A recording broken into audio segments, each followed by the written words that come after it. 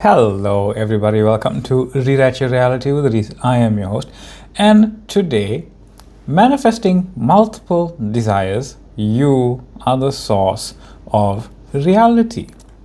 Now, there was a question that came into the channel yesterday, I'm not sure, yesterday, and it was about manifesting multiple desires, seemingly as if health, wealth, freedom, and love are all separate states of being. How do you choose what's really going on? And it synced up with the video that I was already making, which is multiple states of being are actually just one, because there's only really one thing happening, right? So, God is not confused. Your 3D self is very confused, but God is not confused. God, great awareness, never sees multiple states as a separate or competing, right? They aren't multiple states, they aren't anything other than I am. We can start there. I am is the only state of being. What we refer to as states of being are different points of consciousness and experiencing that point of consciousness. A state of being isn't necessarily like I am in Australia, I am in Uruguay, I am in Barbados. The state is that I am that. You are all of those things simultaneously.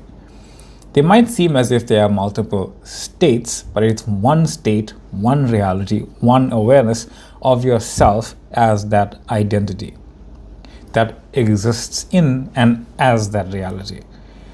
The mind likes to compartmentalize things. Now, what you are typically choosing of your physical self, your physical expression of reality, that is simultaneously just one state expressing itself as all of those states. Health, wealth, love, freedom. We believe we have to choose between them, but who really told us to choose anything? You didn't choose the abundance of circumstances you don't like. Yet we feel as if there's an avalanche of these things falling onto us at any given moment. Are those different states? Oh no, my money is gone. Oh no, my specific person is gone. Oh no, my job is gone. My car has been repossessed. I didn't get the house I wanted. My plane ticket got cancelled. Something like that. Cancelled with my friends. Yeah, simpler, right?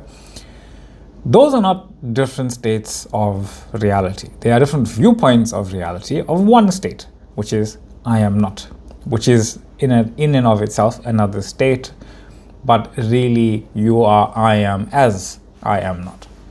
So there are different viewpoints of the singular reality that you just inhabit and are simultaneously having within you as the creator. Even inhabit and create and within you are varying ideas. You are reality. Whatever you are imagining, even if you are imagining reality within you and you within it, it is your own awareness creating that filter. There's no separation between you and anything. There's literally no separation between you and anything. Even the idea of within and without is happening as your awareness. So as awareness, they are all one state. I am. The human perspective likes to divide experiences into fragments. No offense to it, because it just has to do that. That's what it's designed for. Just like our TV channel is showing you one frame at a time, or one channel is showing you one frame at a time, one channel at a time, so one state of a story at a time, but the story has everything within it. Your human mind fragments reality, but it's not really fragmented. It's more of your experiencing as that whole idea. Healthy, unhealthy, rich, poor, loved, unloved. It divides, right?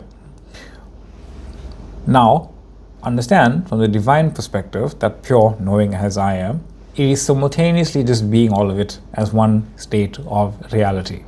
One infinite, non-local, singular, conscious point of nothingness where everything is happening as it. So confusion only arises when identification shifts from I am to that human perspective of I am not, that 3D manifested being. It is basically when you identify from the manifester to the manifestation. The 3D mind, 3D being, 3D reality is the manifestation. The moment you identify with it, you are basically denying the rest of awareness. Now, you can experience both at any given time because you are both as all time. Now, this image shows you the entire state of confusion existing within you as an experience. Whatever you are experiencing, whatever things that resonate with that confusion, I am not experience, that state of being, happens within you. Right? The wanting of the wealth and the wanting of the joy and the wanting of the love, the wanting of the money, the having of it, the having of it, and the having of it, all of it literally exists within you. And that version of you that's confused as to which one to just choose and how to make that your reality is confused that it has to choose and instead realize it is simultaneously being all of that. And basically your imaginational scene is you just affirming, hey, I'm all of this. Your scene doesn't have to contain all of it. Your scene just has to contain what's powerfully resonating with you in your knowing that, hey, I'm all reality. My scene just implies that I'm all reality, even if it is just the specific thing that I'm experiencing in the moment. I choose to embody that knowing that the reason I'm experiencing the specific thing is pointing myself back to the knowing I am source, and I'm experiencing it fully in the knowing I am source of everything anyway. So move to the knowing I am all of a reality, because you are all of a reality anyway. And section 2 here, right? The paradox of simultaneity. You appear to experience lack, the I am not states, but that very appearance implies that the opposite is also present. It has to be present. Like I said, you experience the avalanche of the I am not state all at once. You experience the bills and the love leaving you and the house being sold and the debt incurred and everything. All of it coming down at you at one time to realize I am the source of the avalanche of regardless of what that avalanche looks like. So I am the source of the avalanche of abundance. Doesn't matter what it looks like, I am it. But it can look like anything because I am the way it looks. So if not having exists, having must also exist simultaneously. Paradoxically, showing you that even the implication that you can consider not having something must indicate you having it. Otherwise, how would you be aware of the idea, I don't have this? Think about that. The mere fact that you can identify with an idea must mean the polar opposite of that idea simultaneously exists within the same awareness that is now knowing the idea of the not having or whatever it was you were being aware of in the first place. Because if the opposing polarizing idea did not actually exist, the having didn't exist, then you would not consider not having. You wouldn't consider it, you would just carry on. You would not consider it. But even that idea is, you have to know that idea existing because you can't actually experience that idea existing because everything does exist. So it's trying to acknowledge non-existence itself, because non-existence, the idea of non-existence only exists because everything exists. So existence is its own polarizing idea with itself of non-existing, but non-existing doesn't exist. I really hope you grasp that. I'll say it again actually. Not having, the very idea of not having. I don't have a black pen in my hand, I have a red pen. The idea of me not having a black pen in my hand indicates I have a black pen in my life, not in my hand, in my life. It does not only necessarily mean I have a black pen only. It means I have, you see, yeah, right, cool, this is really cool. The manner in which you identify with not having. If you identify as I am and you experience not having, and you experience yourself as limited, you will only consider that you don't have a black pen, even if you're holding a red pen. But if you know yourself as I am awareness, that you have everything, that means even the indication that I'm holding a certain color of pen is also the indication that I'm holding every color of pen within me. And it is my innate knowing choice to be holding a black pen, even if right now I'm holding a red pen. I really hope that's clear, because that popped in the moment and it was really cool. I'll say that again, in fact, because it's really exciting. The manner in which you see yourself as infinite also shows you the manner in which you are experiencing I am not. Because I am not doesn't actually exist, right? So when you're experiencing anything, the manner in which you experience it is actually showing you what your own state of being is. So, simple, if I said I have a red pen, it automatically, polarizingly contrasts within me that I have my version of myself holding a black pen. Now, because we know ourselves as infinite, it also means I'm holding every other color of pen simultaneously right now. Beautiful, right? Just from the contrast. But it's not the contrast that creates it. It is your own awareness that is giving the meaning to that contrast automatically. So you experiencing that meaning is showing you your own state of being, which is I am awareness and I am infinity and I am God and I am source. And you are experiencing both the lack and the fulfillment at the same time. So I'm lacking a black pen, but simultaneously I know I'm experiencing the fulfillment of having said black pen. And you just simply identify with the version of you that chooses the point of knowing that I am choosing to focus on having the black pen. I don't have to chuck this away to have it, but it'll automatically go away to have it. And I will subsequently have a black pen. See, I didn't even consider it earlier, but now I do. Prefer the red pen for the moment. Apparent separation. Apparent separation is how awareness observes its own fullness from different angles. You see, it has to be separate from any idea in order to experience the idea even existing. Like I said, if you didn't know the idea didn't exist from an experience of it not existing, you wouldn't know you were in an idea. You wouldn't know. If you were born in the desert, you wouldn't know a civilization. And if you're born in civilization, you would never consider the knowing of a desert. You have to have experienced one and know that, hey, the contrasting must exist to this. And then you experience the contrast. Oh, wow, okay. The contrast of knowing is experiencing. Well, as I say desert, we give those things the meaning, right? The emptiness and fullness.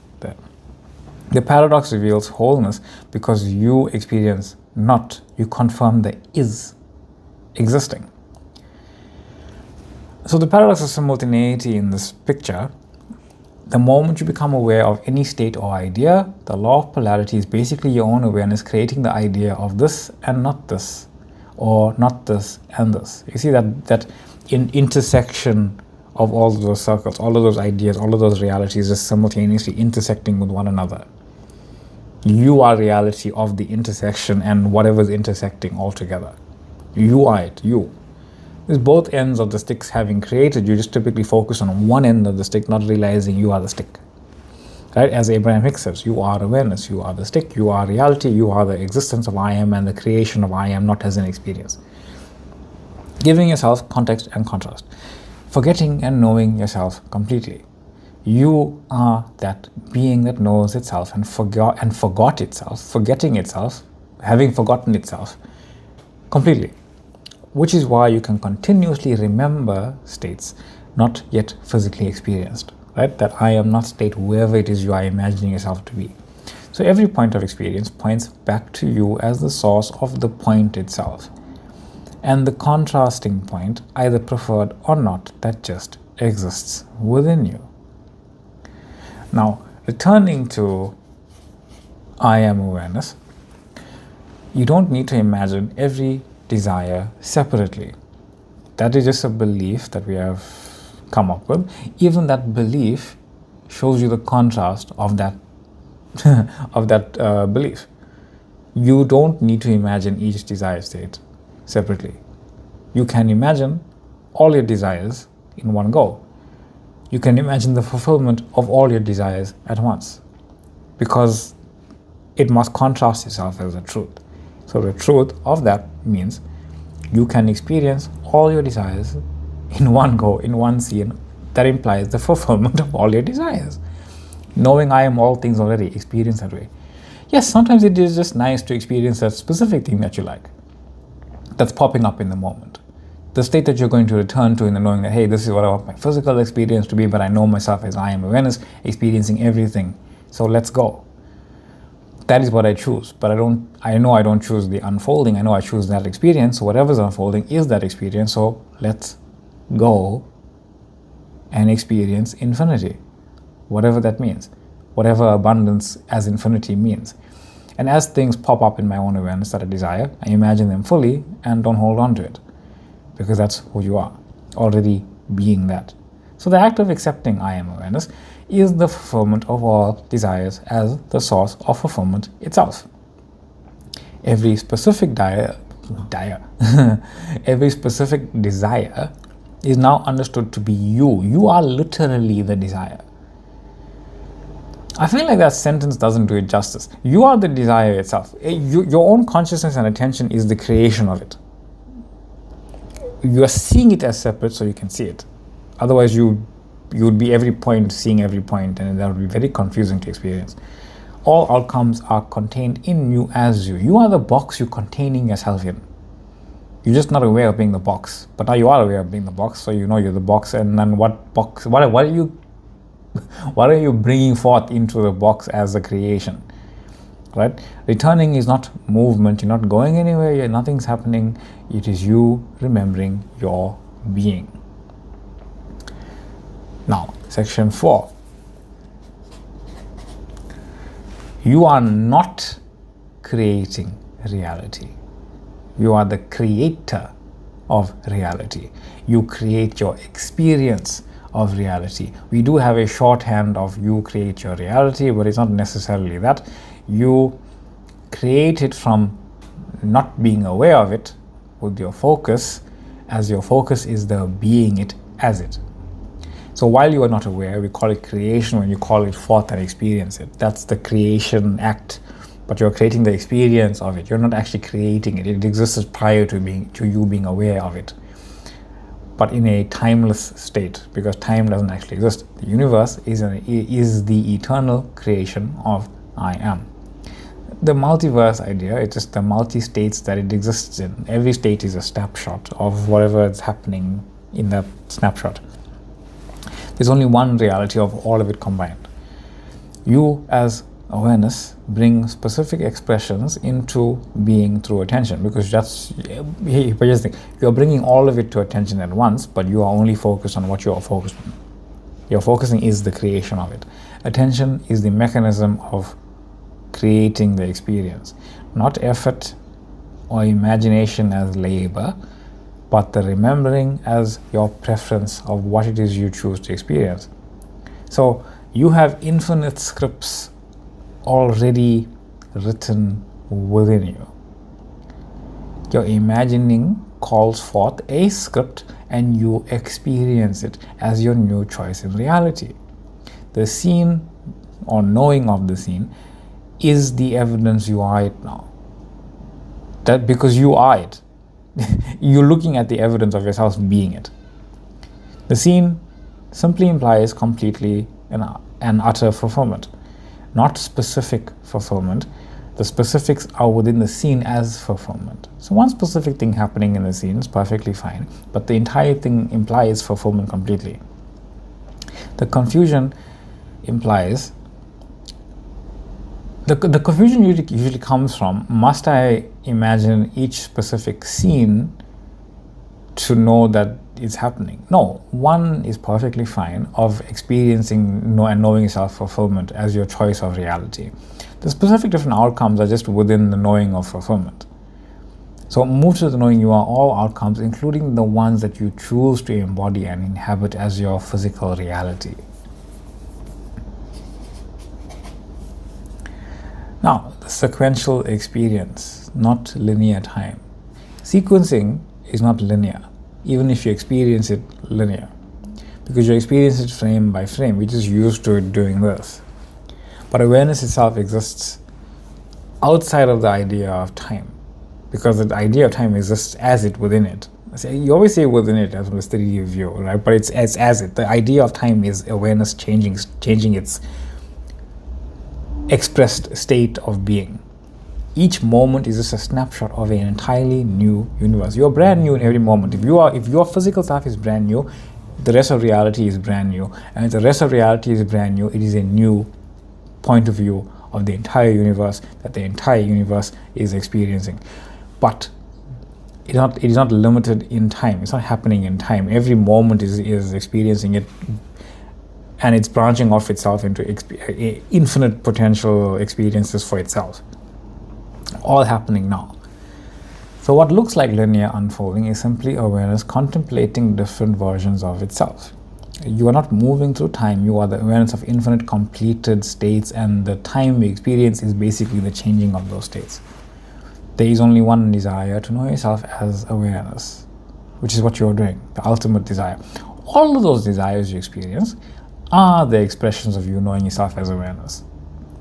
That's what you are. You are that scene. You are that scene marrying that person or anybody. You are that scene driving that car somewhere. You are that scene not having anything. You are that scene. You are that scene of your physical self getting a bill and you screaming into the high heavens. Love, health are ways awareness comes to know itself. There are infinite ways. We're not even aware of all of them at all. Like we're aware of a very small section of what is. So when you say I am, you already contain them all and being it. The dream life is not a future state. It is a recognition that this moment is already unfolding of I am, and you are that I am. And I am your host, Reese. This is Reach Your Reality with Reese. Thank you all for being here. Thank you for the question. Did ad-lib quite wonderfully into this. Love and light to you all the new people reaching out and commenting as well. Hello to each and every one of you. Love and light. Thank you for liking, sharing, subscribing, joining, following, popping into the TikTok page, joining the Facebook page, emailing me any questions you like, dropping them in the comment section if you like. I'll always try to do my best to unpack them in the moment or whenever I see them. Remember, no matter when that is, it's always perfect and always adding to the teachings themselves. So, thank you all for being here. Much love, much light, and I will see you all in the next one. Bye.